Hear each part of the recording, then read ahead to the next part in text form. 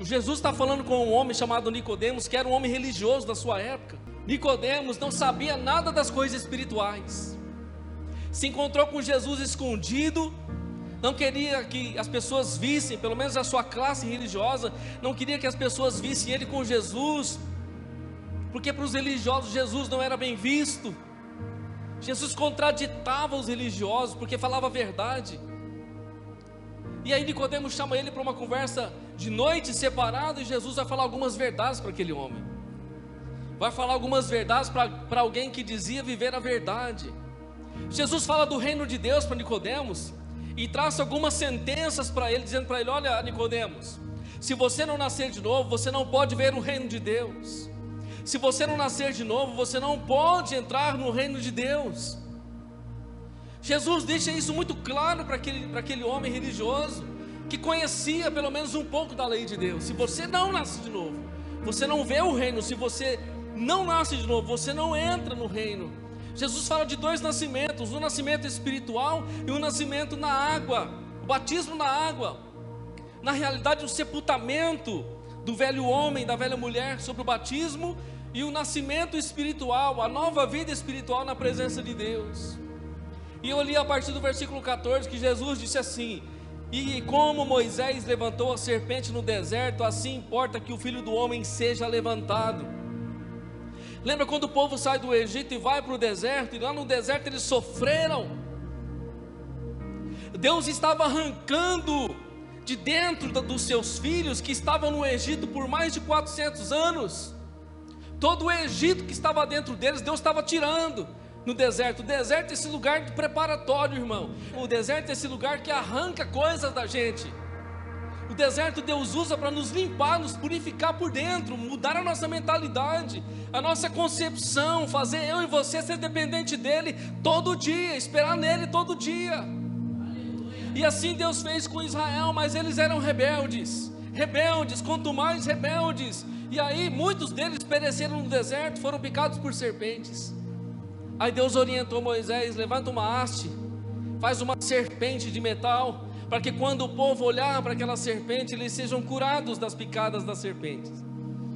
Aquela serpente de metal que foi levantada no deserto, já era uma tipificação de Jesus, quando Jesus foi levantado na cruz. Todo aquele que olha para o Cristo na cruz, também é curado, também é liberto, também é salvo, é purificado.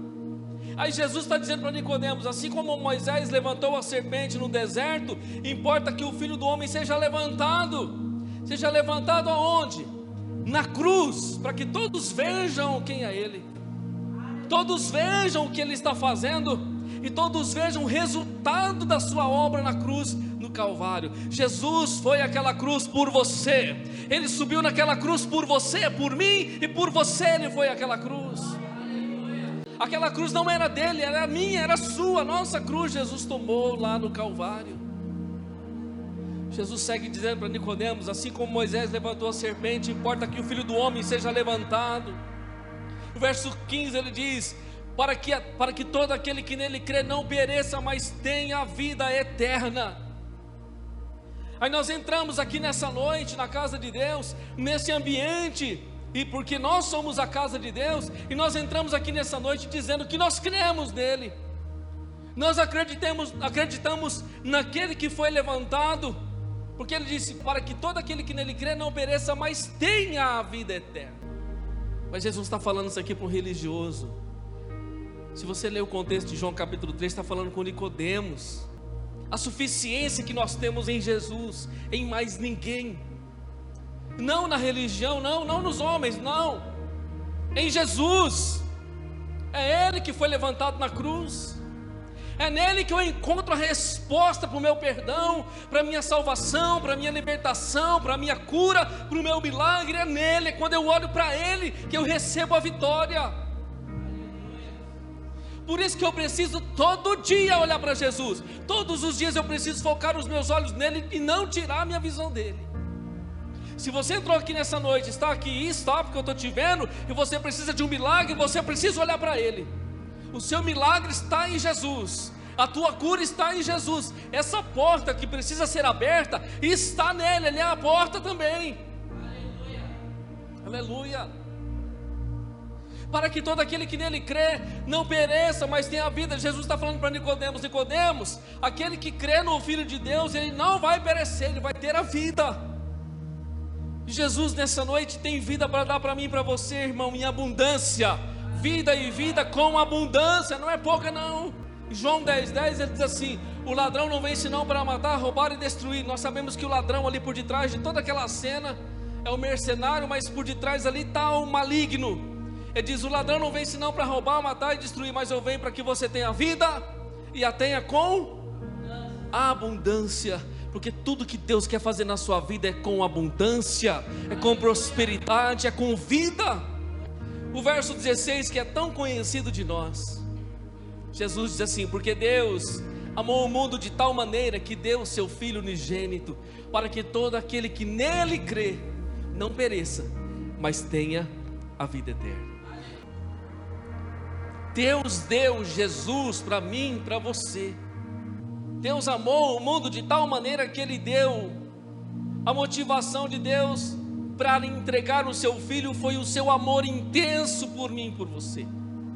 Intenso. E por um amor incontrolável, impossível, glorioso, Ele deu o seu Filho, o melhor que Ele tinha, tudo que Ele tinha, para poder ver eu e você de pé, para poder ver eu e você um dia junto com Ele na eternidade. Deus amou o mundo de tal maneira que Ele deu o melhor que Ele tinha. O seu amor foi extravagante para comigo e contigo. Ele deu tudo o que Ele tinha. Deus deu, transformou o seu amor em um ato de doação, de entrega voluntária. Lembra lá no começo, quando Deus estava recebendo a oferta de Caim e de Abel? Caim e Abel, ao ofertar o Senhor e chegarem diante do altar do Senhor para fazer a sua entrega e a sua oferta, a Bíblia diz que Abel pegou do melhor do que ele tinha.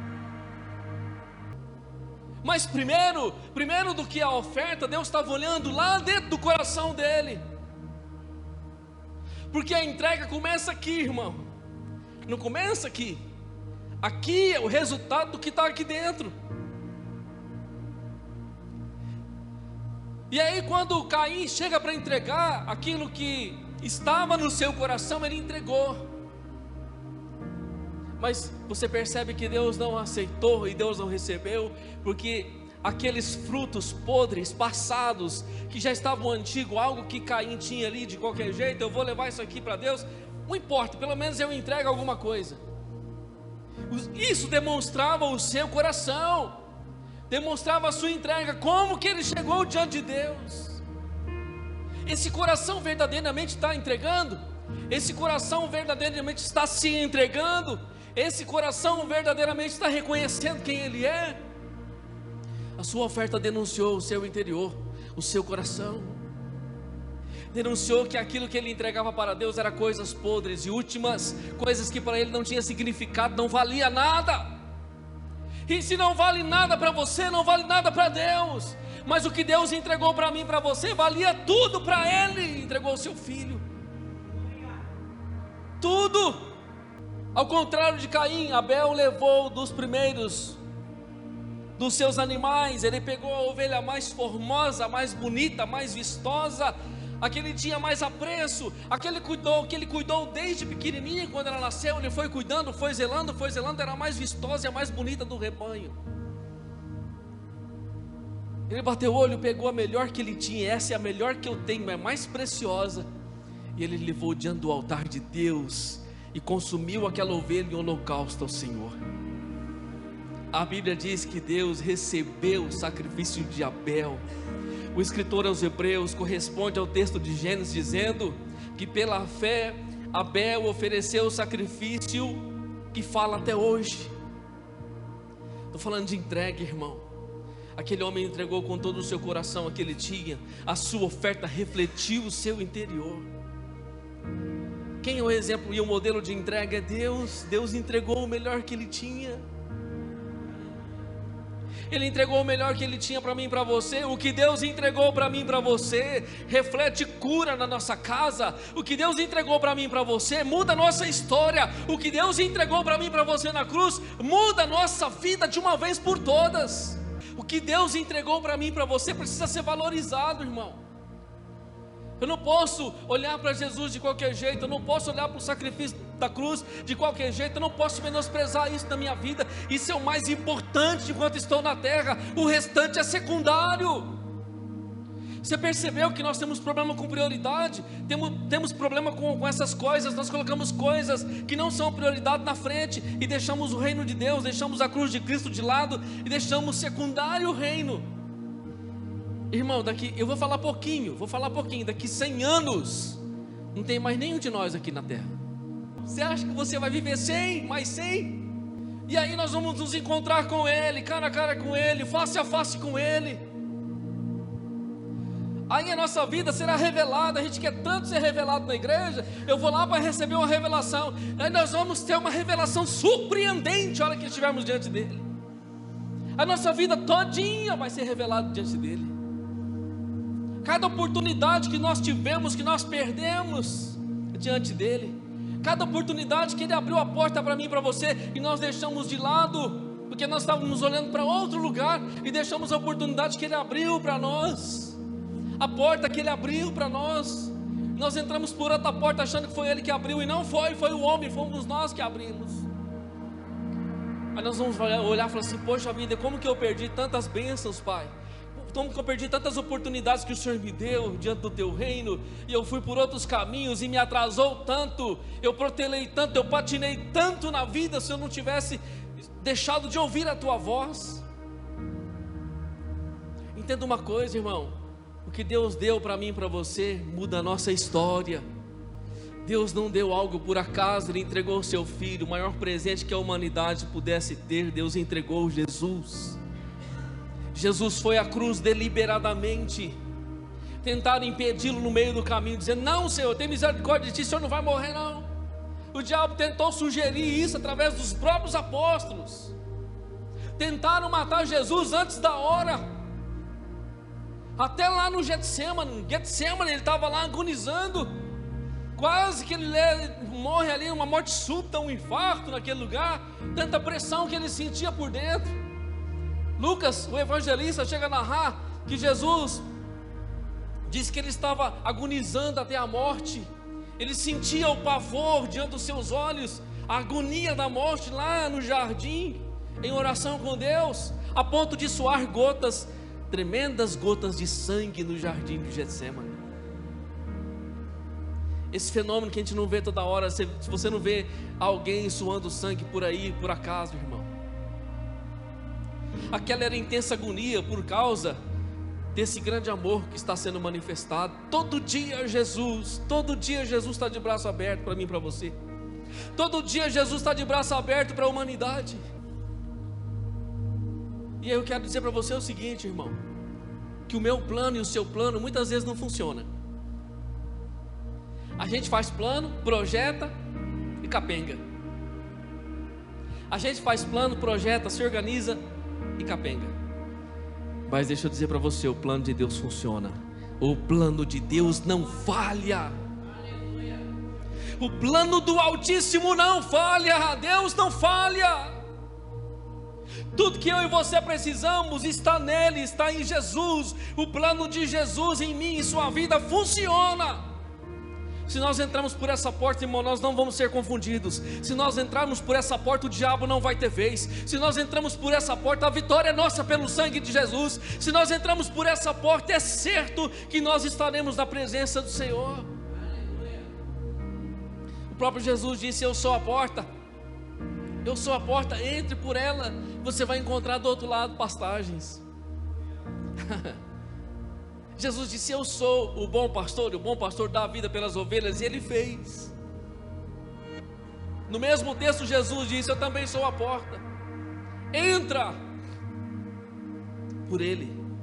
Do lado de lá você vai encontrar pastagens, você vai encontrar alimento espiritual, alimento material, você vai encontrar o que supre a tua necessidade.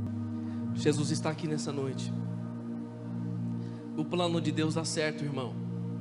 Deus enviou o seu Filho ao mundo, não para que o mundo fosse condenado, ou para que condenasse o mundo, mas para que o mundo fosse salvo por Ele. Deus enviou o seu Filho ao mundo para salvar o mundo, não para condenar. Continua. Jesus continua agora salvando, não condenando. Ele não está condenando ainda. Jesus continua salvando. Hoje Ele está salvando. Você entrou aqui nessa noite, deixa eu falar para você, Jesus está salvando hoje. Ele está salvando você das circunstâncias, está mudando o teu cativeiro, está abrindo a porta, está mudando as circunstâncias, Ele está te salvando, Ele está te dando vida eterna, mudando a sua história.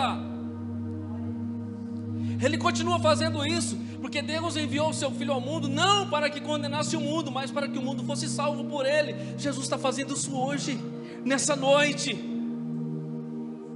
Mas deixa eu falar, Jesus continua falando isso para Nicodemos. Ele fala assim: quem crê nele não é condenado, mas quem não crê já está condenado, porquanto não crê no unigênito Filho de Deus. E aí Jesus fala duas coisas, duas notícias tremendas, uma notícia boa e uma notícia ruim. De vez em quando ele escuta assim, ó, o que você quer ouvir primeiro, a notícia boa ou a ruim? Tem duas notícias, qual que você quer, a boa ou a ruim primeiro? Larga a mão da notícia ruim, irmão, só fala coisa boa. Mas Jesus falou da notícia, deu uma notícia boa e deu uma notícia ruim aqui para Nicodemos. Ele disse: quem crê nele não é condenado, porque ele veio para salvar. Quem crê nele não é condenado, mas quem não crê será condenado? Não, já está condenado. A notícia boa é que quem crê nele não é condenado, mas quem não crê já está condenado. A cruz de Jesus nos dá a vida eterna. Jesus crucificado e ressuscitado ao terceiro dia, ao crermos nele, entregarmos a nossa vida para ele, temos a vida eterna. Não teremos a vida eterna, temos a vida eterna. Jesus crucificado e ressuscitado ao terceiro dia, e nós não crendo nele, não recebendo ele, não seremos condenados, somos condenados. Notícia boa ou ruim, qual que você vai pegar nessa noite? Qual o caminho que você vai optar nessa noite? Jesus está falando. E ele fala no versículo 19, a condenação é esta, 2 pontos: que a luz veio ao mundo e os homens amaram mais as trevas do que a luz, porque as suas obras eram más. Irmão, não tem problema, a questão de obras, talvez você está dizendo assim, pastor, mas eu fiz tanta coisa feia, eu não mereço, as minhas obras me condenam. Matei, roubei, julguei, menti, fiz tantas coisas horríveis que eu não mereço. Você está achando que eu mereço, irmão? Você está achando que qualquer ser humano nessa terra merece? Ninguém merece, irmão. Não é por merecimento, é por dependência. Todo homem, toda mulher nessa terra precisa se render a Jesus e reconhecer que é pecador, que depende dele. Ninguém merece. Jesus disse, e a condenação é esta, que a luz veio ao mundo e os homens amaram mais as trevas do que a luz, porque as suas obras eram más. Então ele fala das trevas envolvidas com as obras da maldade, da iniquidade. Aí você pode dizer assim, eu já fiz tantas obras ruins, tantas coisas negativas, tantas coisas feias que Deus não me aceita. Se você nessa noite desejar sair das trevas e vir para a luz de Jesus, todas essas obras serão canceladas. Todas essas obras que você fez no passado serão perdoadas. Jesus vai passar a limpo a sua vida e te dar um novo caminho para caminhar com Ele. Jesus vai perdoar você e vai lançar os teus pecados, diz a Bíblia, no mar do esquecimento, e vai fazer você triunfar e viver uma vida nova no Senhor, uma vida diferente na presença de Deus. Jesus está aqui para salvar nessa noite, não para condenar. No versículo 20 ele diz, porque todo aquele que faz o mal aborrece a luz, e não vem para a luz para que as suas obras não sejam reprovadas. Mas quem pratica a verdade vem para a luz, a fim de que as suas obras sejam manifestas, porque são feitas em Deus. Quem está fazendo coisa errada nessa noite, quem está lá fora fazendo coisa errada nessa noite, sabe o que está fazendo? Quando há um tempo atrás da minha vida, estava lá atrás, lá fora fazendo coisas erradas, estava lá nas trevas, vivendo nesse mundo perdido, sabendo que estava fazendo coisas erradas diante de Deus. Quem está lá fora agora fazendo coisas erradas, está longe da luz, está correndo da luz, para que as suas obras das trevas não apareçam. Mas Jesus disse: mas quem pratica a verdade, vem para a luz, a fim de que as suas obras também sejam manifestas. Quem está no erro quer ficar nas trevas, para que as suas obras não sejam vistas. Mas quem vem para a luz de Jesus, quer que as suas obras sejam manifestas, porque elas são feitas em Deus. Deus quer escrever uma nova história na sua vida nessa noite. Tudo aquilo que você plantou até aqui, meu irmão, minha irmã, tudo aquilo que você plantou até aqui, essa é a plantação, acabou. Daqui para frente é uma nova plantação na presença de Deus. Deus quer ver você colher frutos de abundância na sua vida. Deixa eu falar para você, querido, Deus é bom. Deus é bom. Aí você vai dizer: pastor, mas eu estou passando isso. Deus é bom. Deus é bom. Receba aí, querido, o teu milagre nessa noite. Receba a tua vitória. Tenha convicção, leve para a sua casa, leve com você aquilo que Jesus está entregando em tuas mãos nessa noite. Que a graça do nosso Senhor Jesus, o amor de Deus, o Pai, e a consolação e comunhão abundante do Espírito Santo sejam derramadas sobre as nossas vidas. Dizemos graças a Deus.